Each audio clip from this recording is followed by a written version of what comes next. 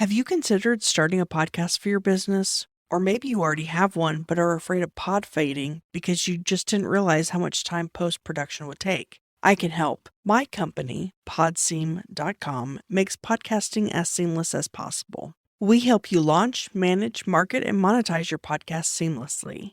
We do more than just podcast editing and production. We help you leverage the power of podcasting to get new leads and grow your business. Learn more at PodSeam.com. That's PodSeam.com.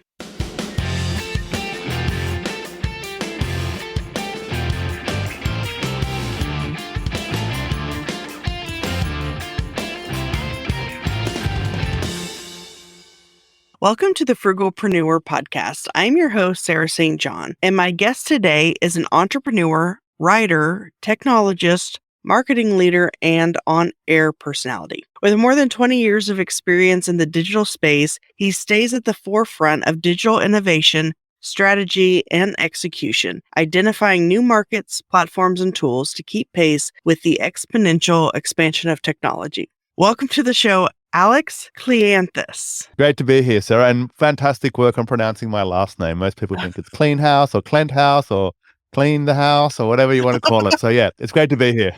Oh, that's hilarious. Clean the house. That's a good one. So can you give us a little bit more information on your background, your history, your story, how you got into this space? Yeah, sure. I mean, I started like my entrepreneurial path back in 2001, and I was in the property game trying to hustle my way into some property deals. I actually ended up acquiring a bunch of properties, about 20 or 30 through certain approaches. I was about to make about 500 grand in profit at the age of 22, and I put everything into this one deal. That deal fell through. So everything I had lost in that one deal. In that deal, I had a partner in that deal, and he had a client, and that client was making all this money on the internet. This is back in 2002, 2003, right? And he was making 50 grand a month. And I was like, oh, cool. What's that? And so long story short, like I kind of had to host a course for this guy to present. He had to take all the revenue, and I just attended that course, and I just took all the notes, and I just started to execute for years and years and years. And then luckily enough, this was in the internet. So by about 2005 and 6, I found that all the skills that I'd learned, I couldn't actually make money myself. I tried to sell ebooks and tried to sell affiliate programs and all that, and that didn't work. So found that the skills I had could be applied to businesses. So I helped my mum's business. I got her a bunch of leads through Google Ads. I helped another friend. I got a bunch of leads for him for invoice financing. I thought, hey, so maybe there's a business here. And that's how we started Web Profits. Yeah. So the marketing skills I learned, I didn't know, but that is the beginning of an agency. And so since that point, we established Web Profits in 2006. It's myself and my co-founder, Paul Sprockreef. It's about 15 years ago now. And we've expanded organically since then. So we started off part-time, like in bedroom at home or whatever it was. And we scaled up over the years. And so now we've got about 100 staff, 5 offices in 4 countries. And now we're working with companies like Logitech. So there's a lot that happened in that time, but that's the super high level story of how I got started. So did you bootstrap it, or did you get investments or any of that stuff? Yeah, we bootstrapped it. So myself and my business partner, Paul Sprockreef, that's one night I had this idea. I was like, I think there's a business in kind of offering this as a service to companies who need to get more leads. And he's like, yeah, that's something I'd be interested in. So the next day we caught up, we put in a very small amount of money each, like a couple $1,000s or something like that. And we said, all right, cool. So let's start. What's interesting is that we sold our first website before we even had our own website. So we were kind of profitable in quotation marks from the first day, but we also had jobs. Right. And so we didn't need to pay ourselves, right? If we had to pay ourselves, we'd be very unprofitable. And so it's been completely self-funded the whole way through, which makes it really hard to grow. But I think if you're starting an agency, it's hard to get funding. It's hard to get anything like that because because everybody's an agency now, right? It's like, hey, I have a laptop and I have a screen and I can do Google Ads. I'm an agency. So I think most agencies are bootstrapped to begin with. Yeah, I was reading on your blog, on your personal website, the most recent post about like the 20 things you've learned. And one of the points was that you don't need money to make money. I'm curious to hear more about that point. Yeah, so this is how I got into the property game, right? Because I didn't do that well at school. Like, I was smart at school, but when I turned like 16, all the hormones hit. I didn't care about school anymore, and I didn't understand why I was learning the things I was learning. So I didn't do that well And so I left school for a bit. Like I was a removalist. And then I went back to school because I was like, well, I can't do this for my whole life. I'm 19, I got a sore back already, right? That's not going to be helpful in 30 years time. So I went back to school and I did the higher school certificate here again. And I got a job in an investment bank. And I looked around and all the people there had been there for 30 years and they were making like $80,000 a year. And I was like, who the hell buys the Ferraris and the boats? Like, how do you even start with that, right? And because I started with nothing. And my first job, I was getting paid like $300 a week. So I couldn't get the bread roll with the meat because the meat was an extra $1. And that's how tight it was. I was like, I'll just have to get a salad roll. And so I started to think and started to ask the question, who buys these things? How do you start with nothing and actually create something? And then I found a course, which was like, how to buy property with no money. It was a $15,000 course for 4 days, which is a lot of money when you're making $300 a week. So I would have had to get a loan for it. And so I spoke to my family and my friends. I was like, I'm thinking about this. And they all advised me against it. They said, don't. You should take that money and you should put that money as a deposit on a house. And it just didn't feel right. So look, I just said, no, I'm going to do it. Now, this course taught me strategies on how you can put in your time and thinking and having the right content and information and strategy to put together a deal. Starting with no money, I actually was able to acquire like 20 to 30 properties through partnerships and through just be the person who's prepared to do the work, but also who's prepared to learn and create and to understand how things can work and to help other companies make money. So that was my first foray into, wow, you can actually create money without having anything if you have the right information. Now, the right information is quite hard to find, especially in the property space at that time. I mean, these days, I don't know how many courses there are to buy property with no money, right? But the other side of it is that from a business perspective, so this was the other part that I didn't understand in the beginning, was that you can start a business with no money. It's literally like a service business, right? So everybody can start a service business with no money, right? And the interesting thing about business is that it's pure creativity. There is literally no limit to what you can do. It's up to your imagination and it's up to what content that you consume and what strategies that you have, and then how you execute. And execute is just about time, effort, and just sweat and grit. And so you literally don't need money to make money. It's way harder not having money to make money, but you don't need it. It's way easier having some money and then trying to start something, but you don't need it. Yeah. And so I guess that's the thing which I think I wish I had learned at school, because at school, it's like, you need to learn this information. Why? So that you can get a good score. Why? So that you can go to university. Why? So that you can get a good job.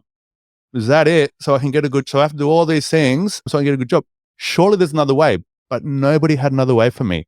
The biggest thing that changed my perspective was I read the book, Rich Dad, Poor Dad, simple book. And I was like, oh, I knew there was another way, but nobody told me. So that's a bit of insight into that thinking. Yeah, I love that. I think, especially in this day and age with the internet and all that, you really can start. I mean, as long as you have a computer and an internet connection, you pretty much can start almost any type of online business, at least with very little money, if any. The one thing I'd say to that point is that when people think, I'm going to start like an internet business, they go straight to, I'm going to sell product on e-commerce. I'm going to create a course. I'm going to create something which is going to be the system that can let me just work from an island somewhere, right? This is the dream of like the online business. That's literally the hardest thing possible, is to not do the work, is to have a product and sell a product. What's easier is a service of some sort. So in the beginning, if you're trying to create something from nothing, there's a lot of platforms where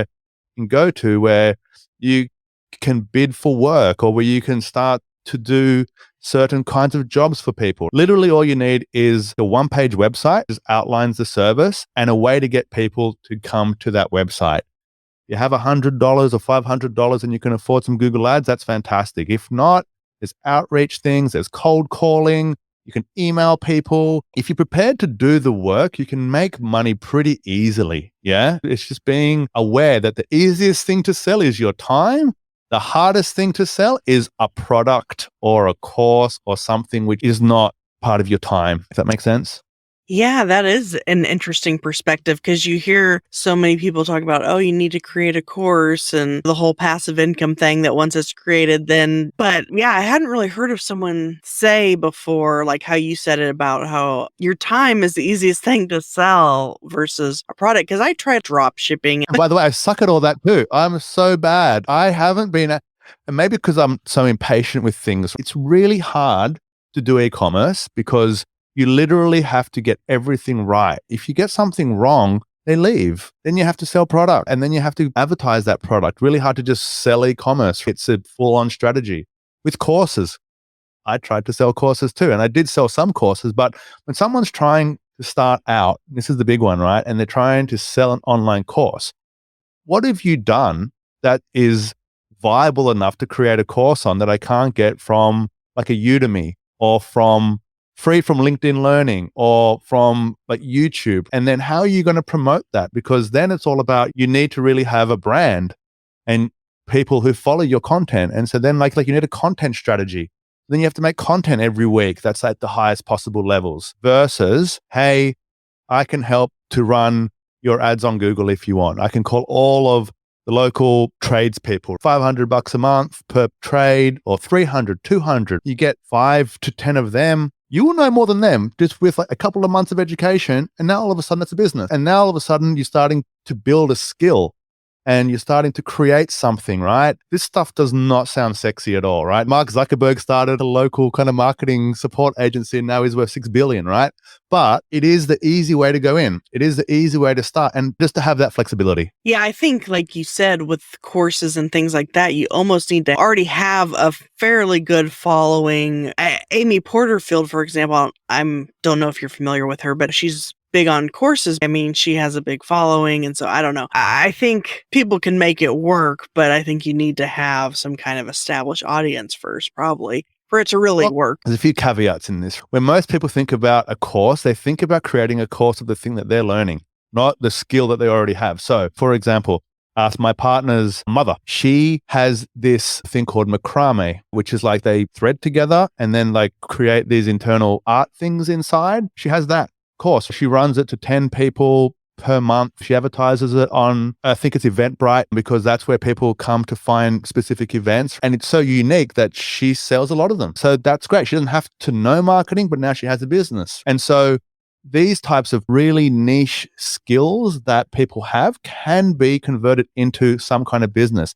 It may not be an online course. Of course, it happens in person or through Zoom or something like that. But all these personal trainers that have had to transition to virtual training. There are lots of ways, but these are people that already have skills, that already have something that they're selling or that people actually want. So there are opportunities, but this idea of create a digital course and then just sell it and then you just wait for the money to come in may not be the easiest thing to do. I have, like me, and like I'm pretty good at marketing, and that stuff's hard, really, really hard. And so I guess that's my only point, right? Is that there's ways to sell courses, but maybe they're in person, maybe they're niche. There's places like Skillshare, Udemy, right? And you can't just upload a course anymore and kind of just hope it sells. There needs to be some promotion to it. So finding your thing, I think, is key, but having something that is unique will make it easier. Yeah, I'd love to hear more about your experience with launching and scaling an agency and that model, because I'm actually launching a podcast production agency. So I'd love to hear from another,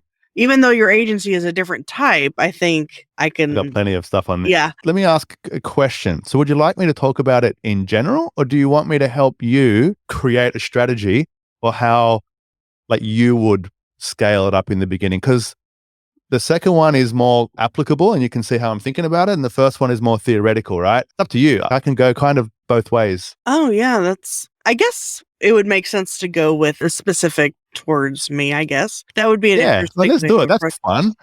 That's fun. That's engaging, right? So, okay, cool. Great. So it's a podcast production agency. Yes. What does it do? So what I found is that when people start a podcast, they don't realize all the back end post-production, all the stuff that goes into it. They just think they just record and that's the end of it. I think the recording process isn't even the part that gets people hung up. I think it's all the post-production. So basically, someone will just send me their file, their recording, and then I handle all the post-production, like the editing out filler words, long gaps, coughs, any of that kind of stuff. And then leveling out the sound and all of that. All that important stuff that no one wants to do. It's like, this GarageBand app is really hard. It's like, yep.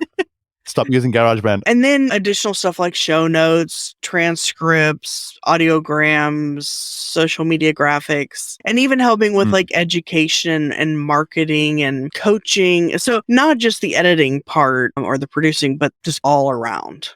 Okay, so that's cool. And so how much is this service roughly going to be costing per month? Because I'm assuming it's the monthly retainer of some sort. Yeah, so there's going to be 3 different packages. So I have a launch package, which is like $19.97 or $2,000. And that includes like 6 episodes, full everything. And then the monthly plans are the management plan, which is $9.97 a month or $1,000. Yes. And that's basically it's basically everything except the marketing and all of that. And then there's the marketing plan, which adds that onto it. So look, I think the first point, which is now, let's go into academic land, right? Or not, like into more the theory and the thinking behind it. Recurring revenue, number one goal for an agency, right? The reason that we've been able to scale is because quite early on, we identified that if we can just get clients to pay us monthly and we can hold on to them, we can grow. The biggest challenge with expansion through an agency style model is people cost and overheads, right? It's very people heavy. And so as you hire people, payroll goes up, your taxes go up, everything goes up, and then there's support and HR and all that. So what you need is to have the revenue model that can scale. And so having the recurring revenue model would be key, right? And so we sell websites, or we used to sell like a lot more websites, but websites are very hard to scale because they start and stop. So it doesn't matter how good you are, they start and stop. So you don't see very large companies that are based on project-based things, especially for websites. So the first thing is I would be really focusing in on the recurring revenue model. Yes. So maybe the $2,000 upfront, that's how they start because there's quite a lot of work. But as part of the same deal, they have to go on to the monthly thing, right? So that's the first part.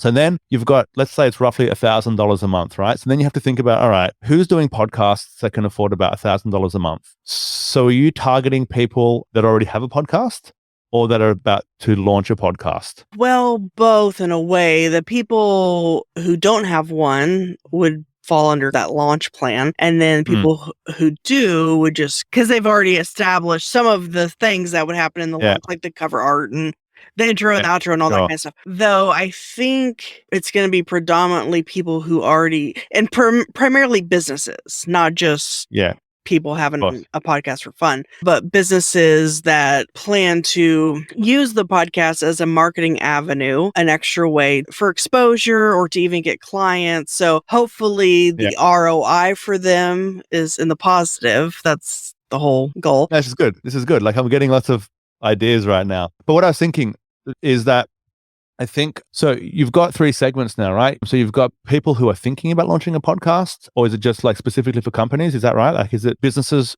starting a podcast? Yeah, businesses. It doesn't have to be like some big corporation, but any kind of business is my goal. Yeah.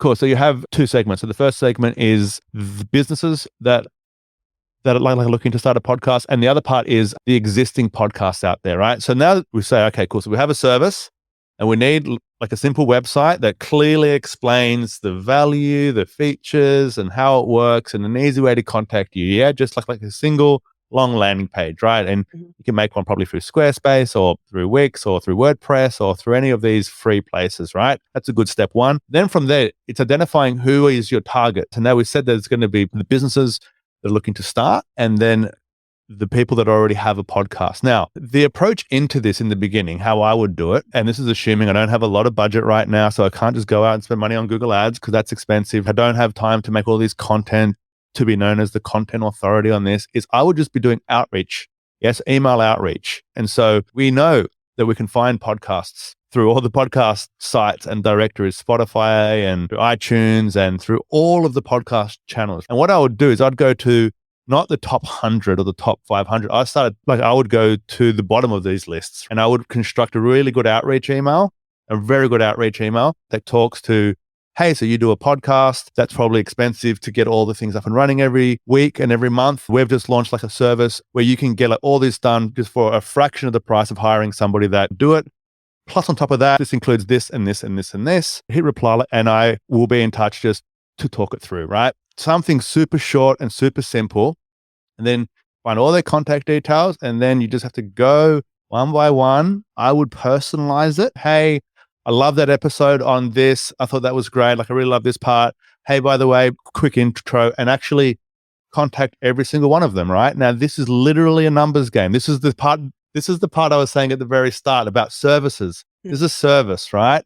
And you can do a lot of these things that just take time to grind it out. Okay, let's say that you want to contact 2,000 companies, podcasts, because there's some stats, right? And I don't know how accurate they are, but 3% of the population will buy what you sell if you present it to them because they're in the market now. So if we just assume this is a stat that so many sales professionals have talked about, I don't have the source, unfortunately, sorry. Like, I don't want to be that guy who has qualified stats, but from 2,000, this is math now, I'm going to kill myself. 3% of there's 60 people, right? There's 60 people there that are like, from 1,000, there's 30. From 100, there's 3. What you're trying to do is to find the people that are in market now.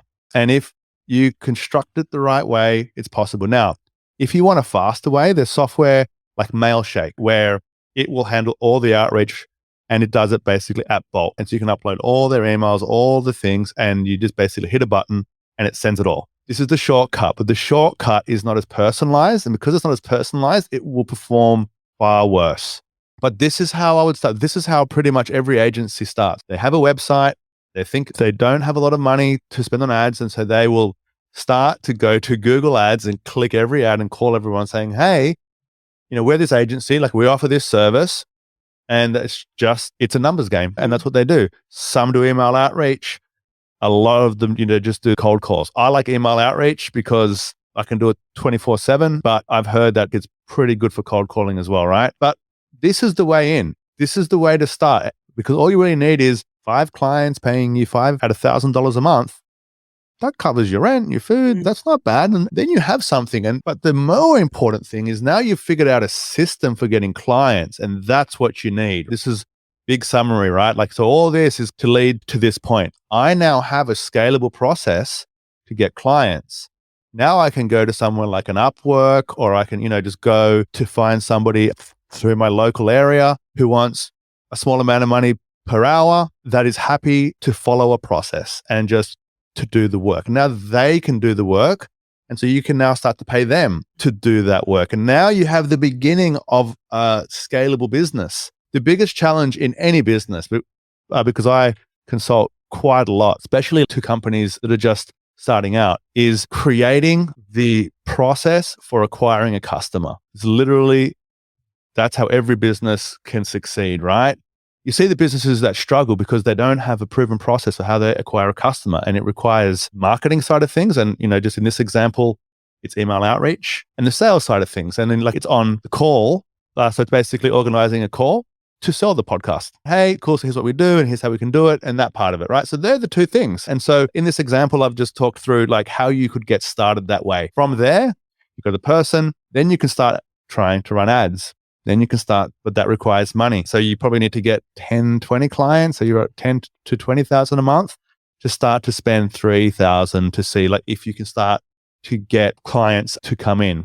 But the biggest challenge is just to figure out that process. And if outreach is working, then that's what you want to just focus on 100% until that stops working because it's free. It just takes some time and it just works. Yeah. Yeah. That makes sense? Yeah, it does. I appreciate that. That was what I was thinking about doing, though I hadn't really thought about how you should start with the bottom because that makes sense because people at the top probably already have professional, like they already have that stuff going on. But yeah, so I was thinking of creating like a spreadsheet, or even I was thinking of LinkedIn as a way, but I don't know. Because to find the email addresses for the podcast host, that's something I'll have to figure out. But I was thinking more for LinkedIn, I could try it that way because I could get email addresses that way, I believe, or direct message people. But thinking of like, I looked on Fiverr out of curiosity, and like LinkedIn lead people, they can create a spreadsheet of who knows however many people for $5-10 or whatever, and then you could use that list. Right. That would save some time, but I don't know how good that would be. I mean, this is the thing I always suggest is just to learn how to do it yourself, create the process. So you don't have to literally contact 1,000 people yourself, but you go through trying to find their contact details. So if you go to their podcast page or if you go to their iTunes page, usually there's a contact email. That's a starting point. There's services like hunter.io where you can put in the website and the website URL, and it will show you all of the emails that they have. There's also this other piece of software called SalesQL, which you link and it will scrape the emails from LinkedIn. So what I would do is I would yourself try and find 10 to 20 emails. Just try to find them and then to go, okay, that's the place. And then you create the process. Here's what I want you to do, the person on Fiverr. Just do this. And then they just do that. Now, a little tip, record a Loom video. So Loom is like a screen recording, sharing software. Record a Loom video that walks them through the process. First do this, then go there, then do this, and literally every single step. Then document it as well so they can actually, see the steps every single time as well. And that's the job. So the big thing about that is that you want to know how things work for your growth. You want to be the one who creates it because nobody can do it for you, especially like in the beginning is when you have no money. You can't afford to pay the people who could do it for you to do it for you. Then you do some courses. Courses will tell you what to do. And then maybe you're not comfortable with it, or maybe it feels more technical or like it's out of your comfort zone. Well, get used to being uncomfortable, because if you want to grow a business, this is like the other thing I say, the hardest thing to grow is not the business, it's you. You've got to grow you. And to grow you, I mean, who wants to grow themselves? It sounds horrible, right? But it gets easier, right? It's like, because the growth is outside of your comfort zone. It's never what's easy. It's what's hard. It's what's difficult. It's what's challenging. It's what you don't want to do. It's the thing that you know you want, the thing that you know you should do, but you just don't do it because it's a Netflix show on. But it starts small by just going, all right, cool. Look, I'm just going to see if I can find it myself. And what's the worst thing that's going to happen, right? But the best thing that can happen is that it starts a really successful company. So I think, approaching current podcasts is the easier route, because how can you know who wants or is thinking about starting a podcast unless you hear someone say that? But otherwise, unless you're looking for companies that don't already have a podcast, and then you could approach them. But I don't know, what would your suggestion be for trying to reach companies or businesses that don't have a podcast about starting? Yeah, so because that was the second segment, right? So the first segment is people that already have a podcast, and the second one is businesses that are looking to start one. So it's an interesting one. So the first thing I would do is I would spend a couple of hours searching on Google. Are there podcasts like service, like marketplaces of some sort? Yeah. I would go to the Upworks of the world and I would look at all the places where people would post jobs, and I would search if they are saying anything around podcasts. So I would try to find places where people are already searching first, because intent is the hardest thing to know, right? This is why Google search is so good, because if you advertise on podcast production company, anyone searching is looking for a podcast production company, but you're competing against the top 3 other podcast production companies in the country, and they have more budget than you. So that's always going to be hard. And so I would start by saying, are there places I can already tap into where people are looking? There could be places like on the Quora platform, right? Where there's professionals that ask questions, so what's a good way to start a podcast? Just go in, be a bit self-promotional. Yeah, it's not perfect. Try and add some value, but then say, hey, this is something that we can offer as well. Just be tactful, but don't be shy. And don't be, I could never do that. Those salespeople that they keep pushing, and that actually works. That's not me, but that works. I'm saying you don't have to be that, but you can start. You can try and sell just a little bit. So there's that side of things. Now, assuming that you exhaust all that, and I would literally exhaust all that, I would get listed on every possible place that anybody that's looking for a podcast production company would look. Yeah, like even if it's on, I don't know, like if you have over there a company called Airtasker. I think they are over there. I'm pretty sure they're over there, right? But this is a place where people can post jobs for people locally. It's like, hey, so I need somebody to come and to make the thing I bought from IKEA. Or, hey, like, I've got some food up the road, which I want you to pick up, right? So there's similar platforms like that for services. And so I would just exhaust that. Just literally find every site and get listed on every single site because you don't know what's going to work. And you only need 5 clients. You know, that's what we're starting with, right? So by scorching earth, like Land, to be everywhere, it's free listings most of the time. So just get listed and to be there. And then from there, the businesses. Now, okay, so once that's exhausted, so now you want to go into specific outreach again. So you've got to maybe really do a bit more research on what kind of companies create podcasts. So who would be the person in that company to do the podcast? So what would they be talking about? And then start to maybe outreach. Now the outreach is a bit different. You might be talking to the CEO of a smaller business because they oftentimes will want to start a podcast because the founders of a smaller business, right? Because oftentimes they want to share and that's like a founder thing and to do podcasts. So start to outreach. Have you considered to launch a podcast? Yes, it can be hard. However, we help founders launch podcasts. And so all they have to do is have a microphone and some software, and everything else is handled by us. So if you considered a podcast before, let's have a quick chat because I can help you make it easier. Nice and easy. Now, all you're trying to do is to tap into everybody who wants to start a podcast, which since COVID is everybody. There's thousands of podcasts out there now, right? Just tap into it. And I think that's going to take a lot more experimentation, right? Because we just talked about, it's founders. Maybe it's founders of software companies because they often could do that.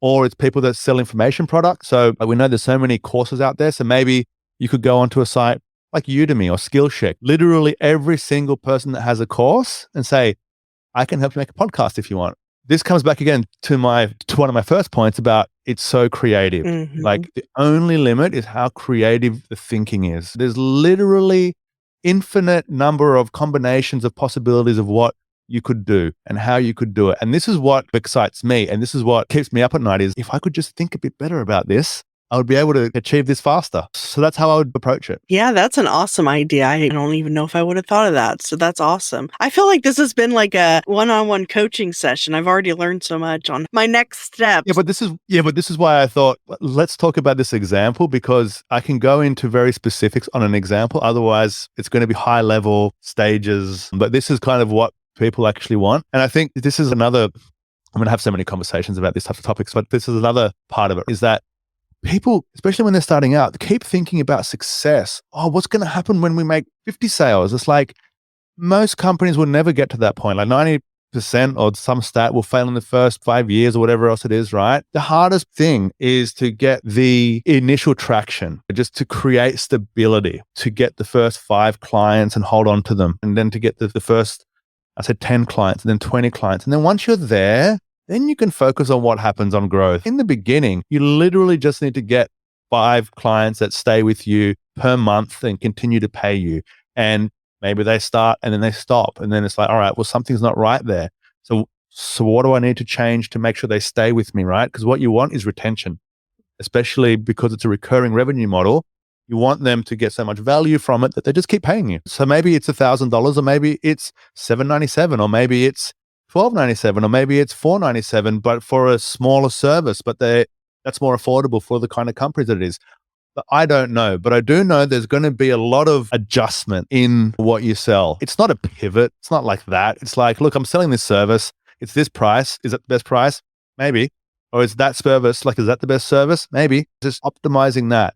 But number one, you need to get the opportunities through the door to be able to optimize them with, because if no one's actually spending money with you or even having a conversation with you, you have nothing to experiment with. That's why it comes back to that point again. And again, in the beginning, you just need to find a way to get those conversations started. Awesome. Well, I mean, we could probably continue talking for forever on this, but I'm sure you have other things going on. So I really appreciate your time. And if people want to learn more about Web Profits, they can go to webprofits.com.au for Australia. And then I'll also have show notes at thesarahstjohn.com/web profits. Well, awesome. Yeah.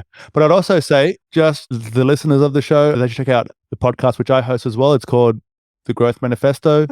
I'm at growthmanifesto.com. I interview people like Seth Godin Oh, and wow. Vern Harnish and like all these kind of entrepreneurial people. So that's the content I produce as well. So like if you want to get some additional kind of insights, check out my podcast there. Yeah, awesome. I didn't even know you had one, so I'm going to check that out Yeah. myself.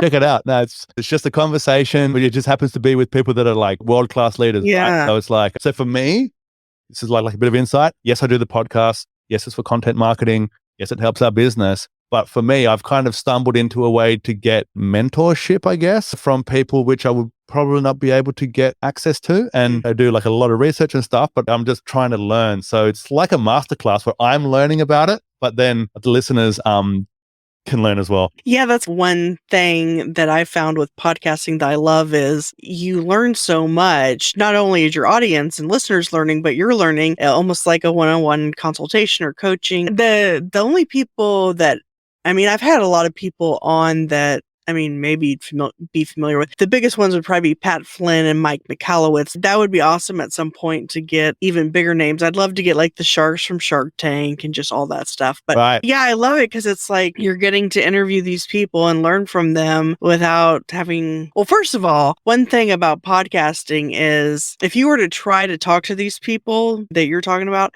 and you didn't have a podcast and you just said you called them up or their office and said, "Hey, can I have an hour of your time?" They'd say, well, first of all, you probably wouldn't get a response. No, you can't get through to them. Yeah. Or even if you got a response, it would be no. Or it'd be, yeah, it'll cost you, $25,000 or whatever. Exactly. That could be like another hook for your outreach.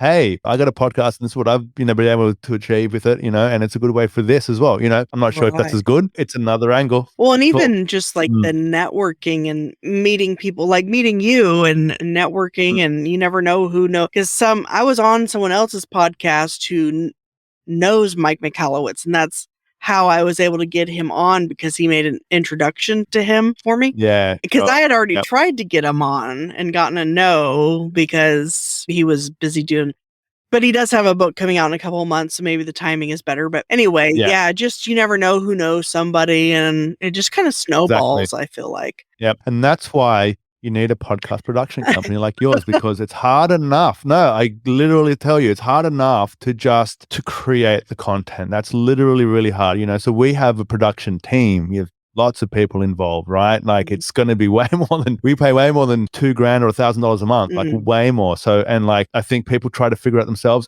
That's hard, and quality is important. So if you focus on your quality of content and then everything else is handled by Sarah, that's a better way in. Well, thanks for that pitch there. I appreciate it. I'm just trying to help. Love helping fellow entrepreneurs. Well, awesome. Well, thank you so much for your time today. It's a pleasure, Sarah. I've had a great time talking about all this stuff. It's been great. Do you have a podcast that isn't growing the way you want it to? There may be a simple reason for that, but you aren't sure how to decipher what the problem is. That's where Podcast Audit comes in. I am offering a new service where you send me a podcast episode of your choice, and I audit the podcast for your cover art, podcast name, intro and outro, episode titles, format, sound quality, production value, episode graphics, length, flow, on-air performance, calls to action, podcast directory discovery, podcast website, show notes, social media presence, and more. I am offering this service for just $97 for a limited time. Get your audit today at podseam.com/podcast audit. That's PODSEAM.com/podcast audit.